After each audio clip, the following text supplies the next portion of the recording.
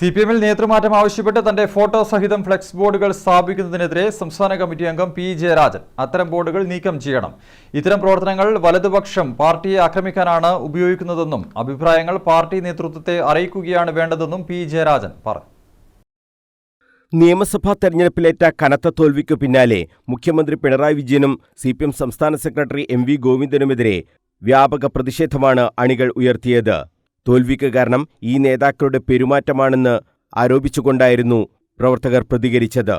ഇതിൽ നേതൃമാറ്റം ആവശ്യപ്പെട്ടുകൊണ്ട് പല സ്ഥലങ്ങളിലും പി ജയരാജന്റെ ഫോട്ടോ സഹിതം ഫ്ലക്സ് ബോർഡുകൾ ഉയർത്തി. ഇതിനെതിരെയാണ് പി ജയരാജൻ രംഗത്തു വന്നത്. തന്റെ പടം വെച്ചുള്ള ബോർഡുകൾ നീക്കം ചെയ്യണമെന്ന് ജയരാജൻ ആവശ്യപ്പെട്ടു.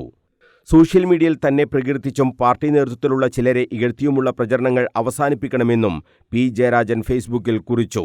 ഉൾപാർട്ടി ചർച്ചയെക്കുറിച്ച് സിപിഎം ഭരണഘടന അനുശാസിക്കുന്നത് പിന്തുടരണമെന്നും പി ജയരാജൻ വ്യക്തമാക്കി.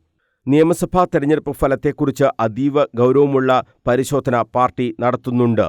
ഇക്കാര്യം നേതാക്കൾ തന്നെ വ്യക്തമാക്കുകയും ചെയ്തു. അതിന്റെ തുടർച്ചയായി തിരുത്തൽ നടപടികൾ വരുമെന്നും പി ജയരാജൻ വ്യക്തമാക്കി. അത്തരമൊരു പരിശോധനയ്ക്കും തിരുത്തലിനും സഹായകമല്ലാത്ത നിലപാടാണ് ചിലർ കൈക്കൊള്ളുന്നത്. പരാജയത്തിന്റെ കാരണക്കാരാണെന്ന് അവർ കണക്കാക്കുന്ന ചില പാർട്ടി നേതാക്കളെ ലക്ഷ്യം വെച്ച് പരസ്യ വിമർശനങ്ങളും നടത്തുന്നുണ്ട്. വലതുപക്ഷക്കാർ ഇത്തരം പ്രവർത്തനങ്ങളെ ഉപയോഗിച്ച് പാർട്ടിയെ ആക്രമിക്കാനും ശ്രമിക്കുകയാണ്. ഇത്തരം സാഹചര്യത്തിൽ സോഷ്യൽ മീഡിയയിലൂടെയുള്ള തുറന്ന ചർച്ചകൾ ഒഴിവാക്കണമെന്നും അഭിപ്രായങ്ങളും വിമർശനങ്ങളും പാർട്ടി നേതൃത്വത്തെ അറിയിക്കുകയാണ് വേണ്ടതെന്നും പി ജയരാജൻ ഫേസ്ബുക്കിൽ കുറിച്ചു. ഉൾപാർട്ടി ചർച്ചകളെ പ്രോത്സാഹിപ്പിക്കണമെന്നും ജയരാജൻ ആവശ്യപ്പെട്ടു.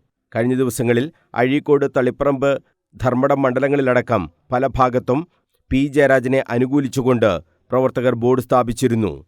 പി ജയരാജനെ വിളിക്കൂ, പാർട്ടിയെ രക്ഷിക്കൂ എന്ന തലക്കെട്ടോടെയാണ് ബോർഡുകൾ സ്ഥാപിച്ചിരുന്നത്.